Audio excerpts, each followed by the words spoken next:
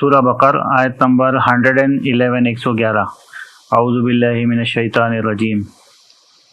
وقالوا لن يدخل الجنة الا من كان هودا او نصارى تلك امانيهم قل هاتوا برهانكم ان كنتم صادقين۔ اب ان لوگوں نے کہا کہ تم لوگ جنت میں کبھی بھی داخل نہیں ہو پاؤ گے جب تک کہ تم لوگ جیوز نہ بن جاؤ یا کرسچن نہ بن جاؤ۔ تلک امانیہم، یہ ان کی وشفل تھنکنگ ہے، صرف یہ ان لوگوں کی ڈیزائر ہے ایسی۔ قل، کہہ دو ان کو، ہاتو برہانکم، تم لوگ کے پاس کوئی پروف ہے،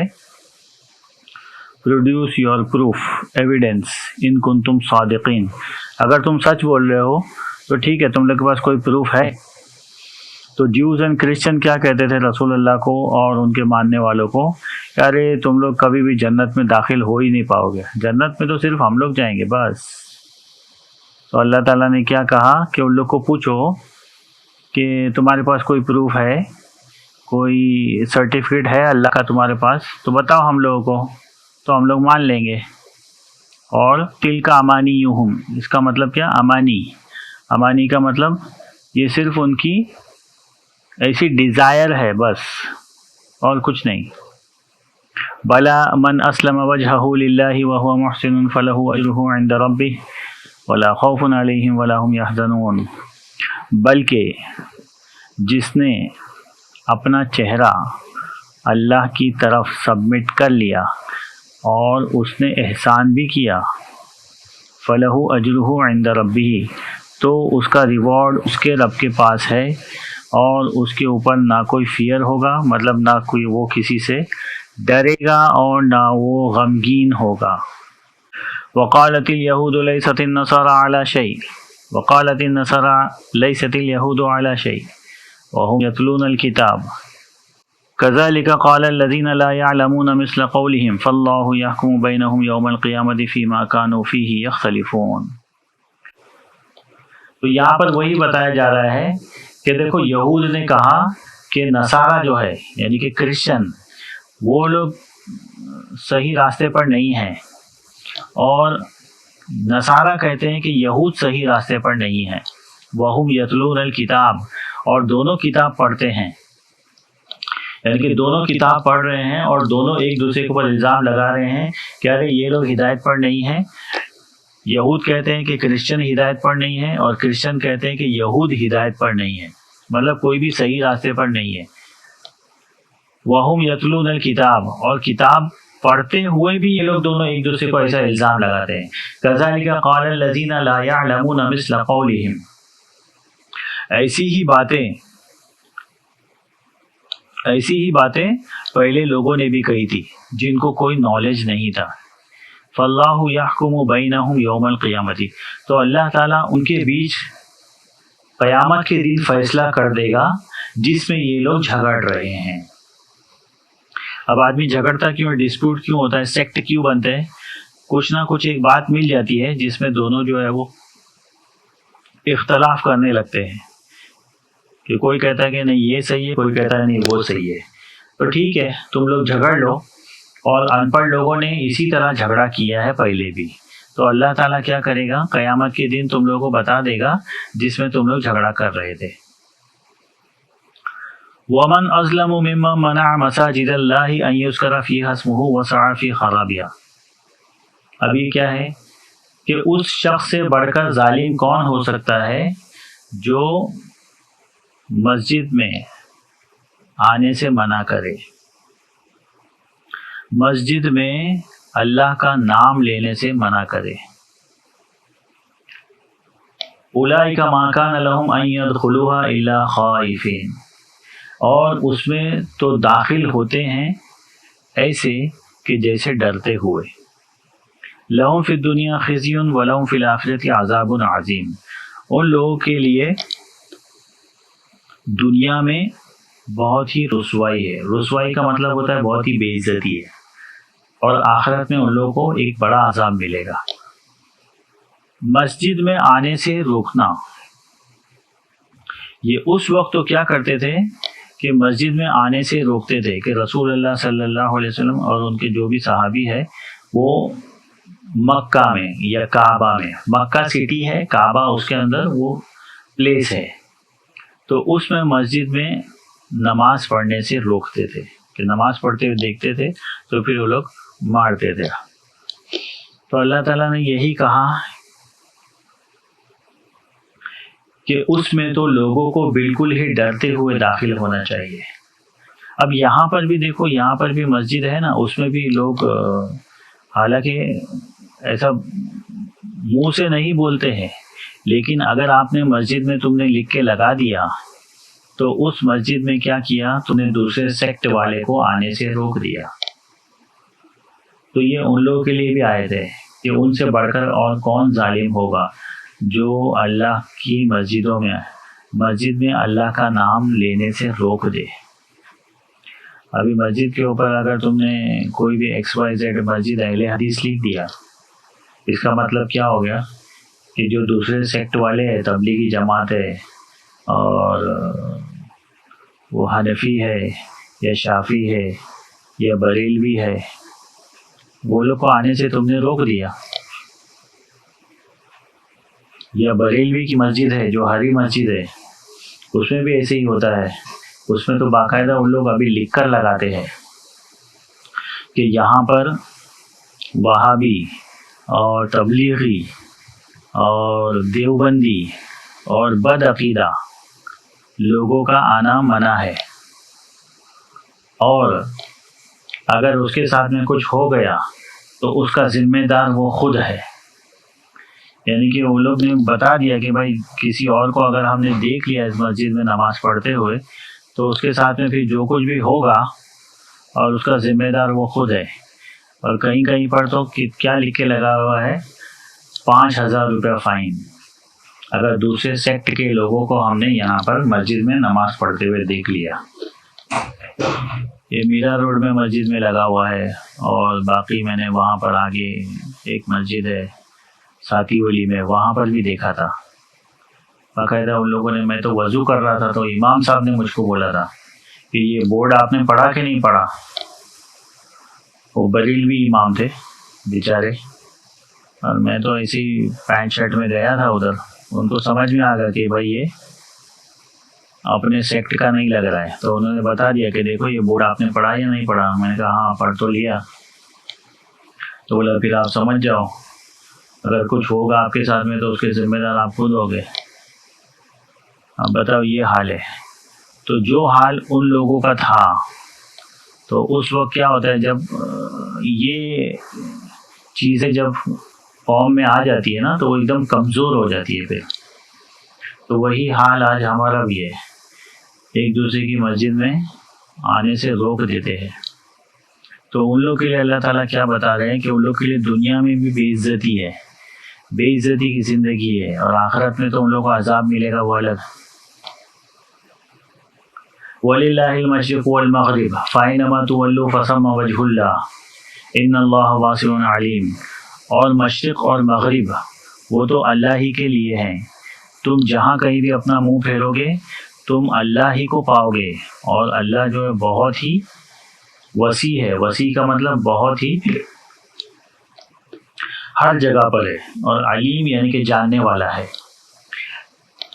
اب وہ لوگ نے کیا کیا تھا کہ وہ لوگ نے دیکھا کہ یہ ابھی جو دوسرا پارہ شروع ہوگا نا اس میں چینج آف قبلہ، چینج آف وہ جو ڈائریکشن جو چینج ہوتا ہے نا اس کا آیت آئے گی، تو یہ اس کی جو ہے وہ شروعات ہو رہی ہے ابھی کہ کیا ہونے والا ہے۔ تو یہاں سے اس کے بارے میں اشارہ آ رہا ہے، تو وہ جب آئے گی آیت تو اس وقت میں بتاؤں گا۔ یہاں پر اللہ تعالیٰ نے کہہ دیا کہ دیکھو مشرق اور مغرب ہے نا وہ سب اللہ ہی کے ہے، تم جہاں کہیں بھی منہ پھیرو گے وہاں پر اللہ ہی ہے۔ وَقَالُوا اتَّخَذَ اللَّهُ وَلَدًا سُبْحَانَهُ بَل لَّهُ مَا فِي السَّمَاوَاتِ وَالْأَرْضِ كُلٌّ لَّهُ قَانِتُونَ۔ اور ان لوگ کہتے ہیں کہ اللہ نے بیٹا جنا، سبحانہ بلکہ وہ تو پاک ہے، بل لَّهُ مَا فِي السَّمَاوَاتِ وَالْأَرْضِ بلکہ آسمان اور زمین اسی کا ہے، کل لہو قانتون، اور وہ سب جو ہے وہ اس کے آگے جھکے ہوئے ہیں، اس کی ول کے آگے۔ تو یہ ہر جگہ پر جو کرسچن کہتے ہیں کہ Jesus Christ is son of God, تو یہ بہت ہی بری بات ہے۔ تو ہمیشہ اللہ تعالیٰ نے زیادہ تر یہ آیت کے بعد میں سبحانہ کہا ہے، وقالوا اتخذ اللہ ولدا سبحانہ، وہ لوگ کہتے ہیں کہ اللہ تعالیٰ نے بیٹا جنا، سبحانہ، بلکہ اللہ تعالیٰ تو پاک ہے۔ اس کا انگلش میں ٹرانسلیشن کیا کرتے ہیں، گلوری بی ٹو ہم۔ سبحانہ، سبحان اللہ ہم لوگ کہتے ہیں تو اس کا کیا مطلب ہوتا ہے کہ اللہ تعالیٰ is pure, God is pure, Allah is pure. Pure کا مطلب یہ ہوتا ہے کہ ہم لوگ، ہمارے کیا ہے، ہم اگر کھانا کھاتے ہیں تو ہم کو اس کو پچانے کے لیے ٹائم لگتا ہے، اور اس کے بعد میں اس کو نکالنا بھی پڑتا ہے، اور اس کے بعد میں ہمارے پسینہ آتا ہے، اور اس کے بعد میں یورینیٹنگ ہوتا ہے، اور پھر ہم لوگ کے بدن سے اگر 2 دن نہیں نہائیں گے ہم لوگ تو بدبو آتی ہے، اور باقی ساری چیزیں بھی ہے، خون ہے اس کے اندر کیا ہے، کف ہے جو تھوک نکل رہا ہے، اور یہ ساری کی ساری چیزیں جو گندگی ہے، گندگی۔ ابھی انسان جب ہسبینڈ وائف جب ملتے ہیں، اس کے بعد میں پھر باپ کی پیٹھ سے نکل کر جو اسپرم ہوتا ہے وہ ماں کے رحم میں جاتا ہے، رحم ووم میں، پھر وہاں پر وہ بچہ بنتا ہے، پھر اس کے بعد میں جو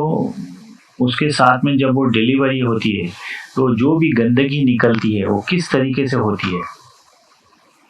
اب اللہ تعالیٰ یہ سب چیزوں سے پاک ہے کہ اس کو نہ یہ ساری چیزیں جو ہے وہ گندگی اور یہ سب نہ بچے ہوتے ہیں، نہ وہ اس کو بچہ پیدا کرنے کے لیے یہ ایکشن کی ضرورت ہے جو انسان کرتا ہے، نہ اس کو کھانے کی ضرورت ہے، نہ وہ پانی پیتا ہے، نہ اس کو پسینہ آتا ہے۔ یہ ساری جو گندگی ہے نا، گندگی، یہ ساری کی ساری کیا ہے، یہ انسان میں ہے اور جانوروں میں ہے۔ اور ہم نے اللہ کو کیا سمجھ لیا، باقی سب لوگوں نے اللہ کو کیا سمجھا ہے کہ ایک جو شاعر نے یا فلاسفر تھا، اس نے ایسے لکھا تھا کہ خدا جو ہے وہ انسان سے ایسا کہہ رہا ہے کہ میں نے تو تجھے بنایا اور تو نے مجھے بنایا، میں نے تجھے بنایا اور تو مجھے بنانے چلا ہے۔ اب انسان نے ہی خدا کو بنایا نا، اور کیسا امیج بنایا، اپنے ہی جیسا۔ تو وہ کہتا ہے کہ میں نے تجھے کریٹ کیا اور تو مجھے بنانے چلا تھا، اور تو نے مجھے بنایا ابھی تو کیا بنایا، ایک جو ہے وہ منکی امیج بنا دیا۔ مطلب تو نے اپنے جیسے 2 ہاتھ دیکھے تو 2 ہاتھ میرے بھی بنا دیے، ایک سر دیکھا، 2 پیر، 2 آنکھ، 2 کان، اور ایک ناک اور ایک منہ، تو بس تو نے اپنے ہی جیسا مجھے بھی بنا دیا، تو نے مجھے سمجھا ہی نہیں۔ اور پھر جب دیکھا کہ اللہ تعالیٰ تو بہت دینے والا ہے، تو اس نے کیا کیا کہ دونوں ہاتھوں سے تو ہم لوگ تو زیادہ کام کر نہیں سکتے، تو پھر لوگوں نے کیا کیا، ایک امیج بنایا گاڈ کا، اور اس کے بہت سارے ہاتھ بنا دیے، کیونکہ 2 ہاتھوں سے تو اتنا بانٹ نہیں سکتا ہے۔ اللہ جو ہے یا خدا جو ہے یا بھگوان جو ہے وہ تو دے ہی رہا ہے۔ ہر روز جو ہے وہ نئی نئی کریشن پیدا ہو رہی ہے، کہیں پر بارش برسا رہا ہے، کہیں پر وہ ڈراؤٹ آ رہا ہے، کہیں پر طوفان آ رہا ہے، کتنے بچے ہو رہے ہیں، کہیں پر لوگ مر رہے ہیں، کسی میں خوشیاں بانٹ رہا ہے، کسی میں دکھ بانٹ رہا ہے۔ تو اتنی ساری چیزیں جو کر رہا ہے وہ بھگوان، تو وہ 2 ہاتھوں سے تو نہیں کر سکتا ہے وہ، تو اس کے لیے لوگوں نے پھر کیا کیا، اس کے بہت سارے ہاتھ بنا دیے، اور پھر وہ ہر دشا میں دیکھ رہا ہے۔ جیسے کہ یہاں پر بتایا تھا کہ ایسٹ اور ویسٹ جو ہے وہ اللہ ہی کے ہیں، تو اس نے دیکھا کہ ہماری تو 2 ہی آنکھیں ہیں، تو ہم تو صرف سامنے دیکھ سکتے ہیں، اس کے لیے انہوں نے پھر کیا کیے، کئی سر بنا دیے، ایک بھگوان کے 4-5 سر بنا دیے کہ وہ ہر دشا میں دیکھ رہا ہے، تو 4 سر بنا دیے، بہت سارے ہاتھ بنا دیے۔ تو اس طریقے سے ان لوگوں نے کیا کیا، اپنے جیسا ہی بنایا، پھر بعد میں اس کو اپڈیٹ کرتے ہوئے، ایڈٹ کرتے ہوئے اس کے ہاتھ بھی بہت سارے بنا دیے، اور پھر کیا کیا، اس کو غصے والا بھی بتایا۔ دیکھو سارے بھگوان جو ہے نا، سارے بھگوان یہ ایٹریبیوٹ جو ہے اللہ تعالیٰ کے، جس کو ہم لوگ کہتے ہیں رحیم ہے، رحمان ہے یعنی کہ مرسیفل ہے، اور اس کے بعد میں کیا ہے اللہ تعالیٰ قہار یعنی کہ غصے والا بھی ہے، جبار جبر یعنی کہ پکڑنے والا بھی ہے، بہت سخت پکڑنے والا ہے، اور شدید العقاب یعنی کہ بدلہ لینے میں بھی سخت ہے، کہیں پر نرم دل ہے کہیں پر سخت ہے۔ تو یہ سارے کی سارے جو ایٹریبیوٹ ہے نا وہ ان لوگوں نے ایک امیج میں لانے کی کوشش کی ہے۔ تو اس کے لیے لوگ زیادہ تر کیا کرتے ہیں، جتنے بھی جو بھگوان ہے ان لوگ کو ہمیشہ جو ہے ایک ہاتھ میں تلوار ہے، ایک ہاتھ میں پھول ہے، ایک ہاتھ میں ناریل ہے، اور ایک ہاتھ میں کسی کا سر کٹا ہوا ہے۔ یہ ساری کی ساری جو امیج ان لوگ نے وہ سوچے ہیں وہ یہ سارے کے سارے ایٹریبیوٹ ہے اللہ تعالیٰ کے۔ اب وہ اللہ تعالیٰ ہر اس کے جو ایٹریبیوٹ ہے، ساری صفات، ساری کوالٹیز وہ ایک ساتھ ہے۔ اب وہ ہنس رہا ہے تو رو بھی رہا ہے، ابھی انسان اگر ایک بار اگر ہنس رہا ہے تو وہ رو نہیں سکتا ہے، یا اگر وہ رو رہا ہے تو ہنس نہیں سکتا ہے، ایک ساتھ میں وہ غصہ اور رحم دل نہیں بن سکتا ہے۔ لیکن اللہ تعالیٰ کے اندر یہ ساری کوالٹی ایک ساتھ ہے، کیونکہ وہ پوری یونیورس میں ہر جگہ پر ایک ساتھ ہے، ہر جگہ پہ وہ غصہ بھی کر رہا ہے، کہیں پر رحم دل بھی ہے، کہیں پر بارش بھی برسا رہا ہے، کہیں پر طوفان بھی لا رہا ہے، ہوائیں بھی چلا رہا ہے، بچے بھی پیدا ہو رہے ہیں، پیڑ پودے سب اگ رہے ہیں، مچھلیاں بھی بہت پیدا ہو رہی، سب کچھ ہو رہا ہے، سب کچھ ایک ساتھ ہو رہا ہے وہ۔ تو ساری کی ساری کوالٹیز لوگوں نے کیا کیا، وہ ایک ساتھ میں لانے کی کوشش کی، تو ان لوگوں نے ایسی امیج بنا دی۔ تو یہ ساری امیج سے اللہ تعالیٰ پاک ہے، اس کے لیے کہتے ہیں سبحان اللہ۔ سبحان اللہ جو ہم لوگ کہتے ہیں نا، وہ یہی کہتے ہیں کہ یہ جو ہم لوگ جو سوچتے ہیں وہ اللہ نہیں ہے، اللہ تعالیٰ بہت پاک ہے، سبحان اللہ۔ کہ ہم لوگ جیسے ہیں ویسا اللہ نہیں ہے، ہم لوگ جو بھی سوچتے ہیں ویسا اللہ نہیں ہے۔ اللہ تعالیٰ نے قرآن میں کیا کہا ہے، لیس کمثلہ شیء، کہ تم جو اس کی مثال بھی اگر سوچتے ہو نا ویسا بھی نہیں ہے اللہ، کہ تم اس کو سوچ ہی نہیں سکتے، اس کے جیسی اس کی مثال بھی تم نہیں دے سکتے۔ تو اس کے لیے یہ جو تسبیح ہم لوگ کہتے ہیں کہ سبحان اللہ، الحمدللہ، یہ ساری کی ساری یہی بتاتی ہیں کہ تم لوگ جو سوچ رہے ہو اپنے جیسا مجھ کو میں ویسا نہیں ہوں۔